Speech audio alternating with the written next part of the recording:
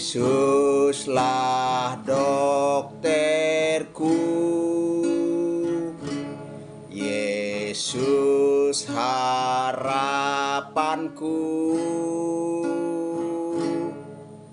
kepadanya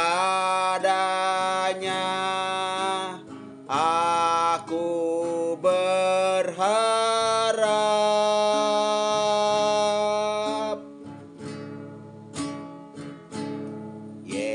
Yesuslah dokterku, Yesus harapanku,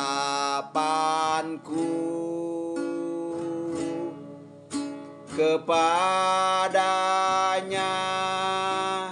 aku berharap. Bersama Yesus ada masa depan, bersama Yesus masa depan cemerlang. Pasti, pasti, pasti. Kembali di renungan pagiku, ragiku bersama Pendeta Najarudin. Kita terus membahas tentang mujizat yang dilakukan oleh Tuhan Yesus. Dan kali ini Yesus menyembuhkan hamba seorang perwira di Kapernaum. Dari kitab Injil Matius pasal 8 ayat 5 sampai ayat 13. Ketika Yesus masuk ke Kapernaum, datanglah seorang perwira mendapatkan dia dan memohon kepadanya, "Tuhan, hambaku terbaring di rumah karena sakit lumpuh dan ia sangat menderita." Yesus berkata kepadanya, "Aku akan datang menyembuhkannya." Tetapi jawab perwira itu kepadanya, "Tuhan, aku tidak layak menerima Tuhan di dalam rumahku. Katakan saja sepatah kata, maka hambaku itu akan sembuh. Sebab aku sendiri seorang bawahan dan di bawahku ada pula prajurit. Jika aku berkata kepada salah seorang prajurit ini pergi, maka ia akan pergi. Dan kepada seorang lagi datang, maka ia akan datang. Ataupun kepada hambaku, kerjakanlah ini, maka ia mengerjakannya." Setelah Yesus mendengar hal itu, heranlah ia dan berkata kepada mereka yang mengikutinya, "Aku berkata kepadamu sesungguhnya, iman sebesar ini tidak pernah aku jumpai pada seorang pun di antara orang Israel.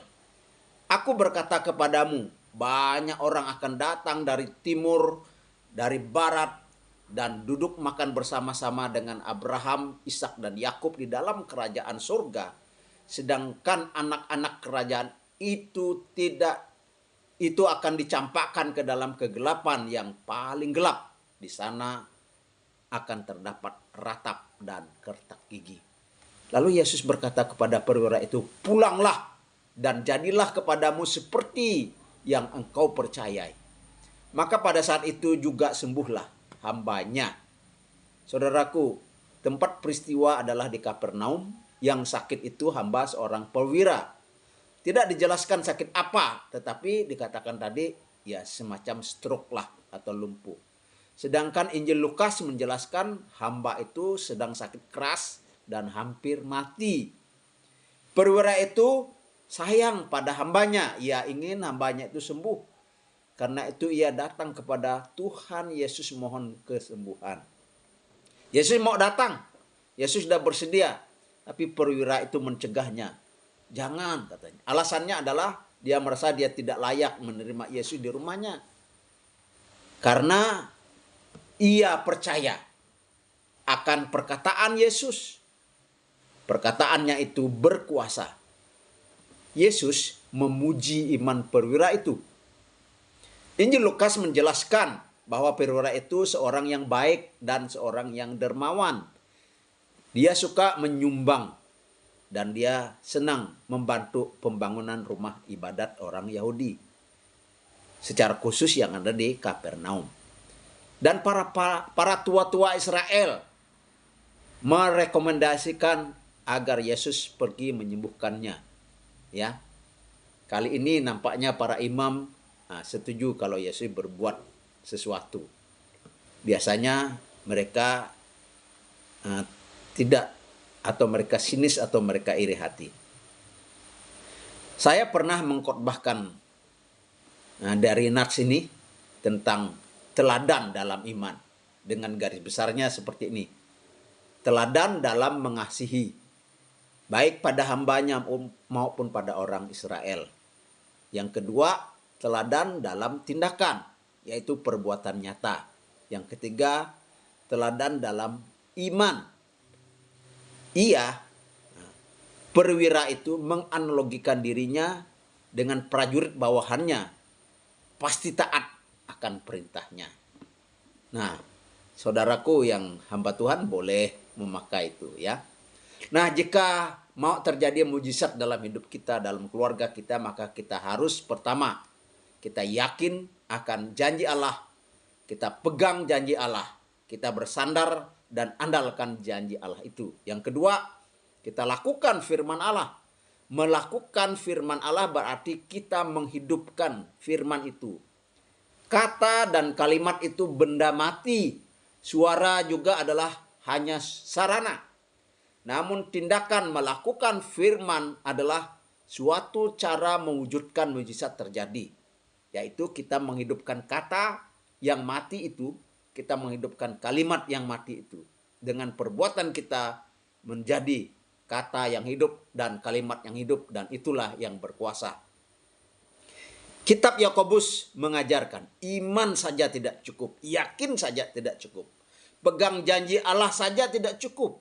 Iman tanpa tindakan, tanpa perbuatan adalah mati. Yakobus pasal 2 ayat 17. Itu masih dalam kata atau di dalam kalimat yang mati, tetapi jika dilakukan, jika kata itu dilakukan, kalimat itu dilakukan, itu berkuasa. Itu menjadi mujizat. Saudaraku, kita sudah tahu ada 3 pandangan tentang mujizat. Tidak ada mujizat, itu cerita dongeng. Yang kedua, mujizat langsung itu sudah berhenti. Tuhan hanya memakai proses saja. Yang ketiga, mujizat langsung masih ada. Dan sesuai dengan kehendak Allah, Tuhan masih memakai mujizat langsung dan mujizat proses. Dan kita juga sudah belajar mujizat adalah perbuatan ajaib, supranatural, melampaui akal. Akal kita tidak mampu memuat, memahami, karena itu akal kita tidak sanggup menjelaskannya. Refleksi atau pelajaran dari materi yang kita baca. Jika Anda atasan, jika Anda bos, jika Anda pemimpin seperti perwira itu, apakah Anda care?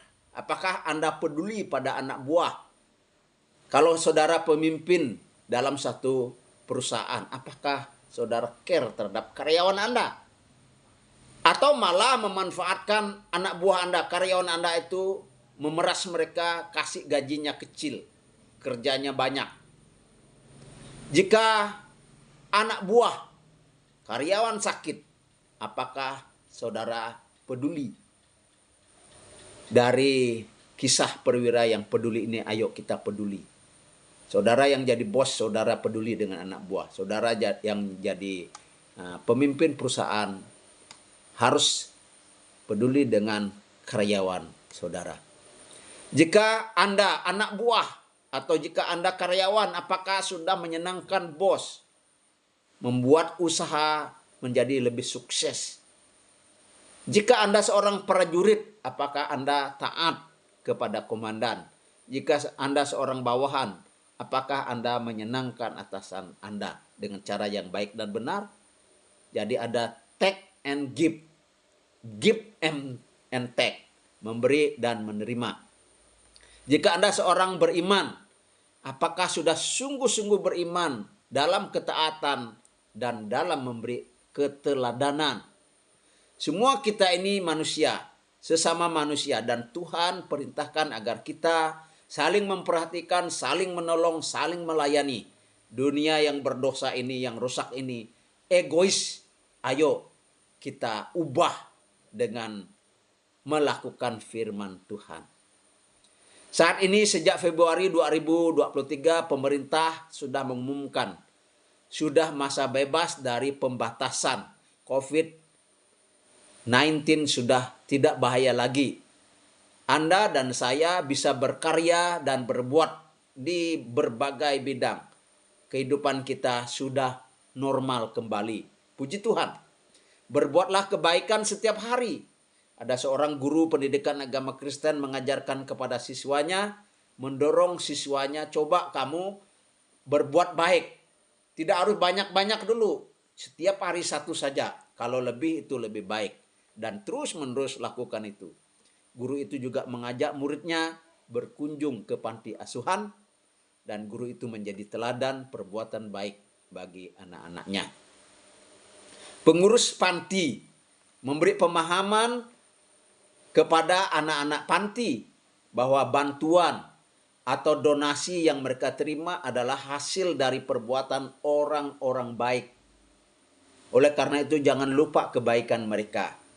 Dan jika kalian nanti sudah dewasa, kalian sudah mandiri, kalian sudah dapat kerja, dapat penghasilan, ingat selalu berbagi. Orang-orang sudah berbagi dengan kalian. Kalian juga harus ingat perbuatan baik orang dan kalian lakukan perbuatan baik itu. Berbagi kepada sesama. Dan jangan lupa berbagi kepada panti asuhan dimanapun panti asuhan yang dekat dengan saudara. Tetapi juga berbagilah di panti asuhan yang pernah saudara tinggal di situ. Perbuatan baik seorang perwira, baik terhadap anak buahnya dan terhadap pembangunan rumah ibadat orang Israel, orang Yahudi adalah bukti imannya. Dia melakukan, menghidupkan firman Allah itu. Dan apa yang diperbuatnya dicatat di dalam Injil. Ya, maksudnya adalah agar diingat dan menjadi inspirasi. Perbuatan kebaikan memang bukan untuk menyelamatkan. Karena kita yakin keselamatan kita terima dari Tuhan sebagai grace ataupun anugerah Allah melalui iman. Tetapi orang percaya yang sudah beriman, sudah diselamatkan, harus selalu berbuat baik. Jika Anda melakukan perbuatan baik itu adalah bukti daripada iman Anda. Mujizat kesembuhan jasmani tanpa pertobatan dan tanpa keselamatan jiwa itu berguna memang, tetapi hanya berguna di dunia ini.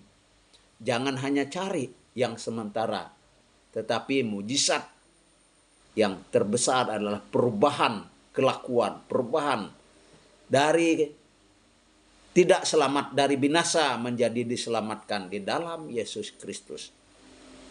God is almighty. For God is nothing impossible. You don't say, so big problem I have. But you can say, high problem I have big God. Ora et labora, berdoa dan bekerja. Memberi, menabur. Suatu saat Anda pasti menuai. Jika tidak saat Anda hidup, anak atau cucu Anda akan menuainya. Percayalah, mujizat masih ada. In God we trust. Without God we are nothing. With God we can do anything. Be wise, be smart. Kelola potensi Anda. Kembangkan potensi Anda. Abaikan ejekan dan hinaan orang lain. Anggap itu sampah. Anggap itu pecut untuk maju lebih kencang. Saya mau kita semua diselamatkan jasmani dan terlebih rohani. Tapi saya juga ingin Anda diberkati dengan kesehatan jasmani dan kesehatan rohani. Ayo percaya dan ayo ikut Yesus. Ia mengasihimu, Ia menunggumu, Ia berkuasa atas segala penyakitmu untuk membimbingmu. Lebih lanjut, datanglah pada pendeta, datanglah kepada penginjil, kepada hamba Tuhan, atau hubungi ya nomor WA saya, Pendeta Najarudin, 0853 8897 9520. Pendeta Najarudin. Love never die. Love make you happy. Bersama Yesus ada masa depan, bersama Yesus masa depan cemerlang. Pasti, pasti, pasti. Haleluya.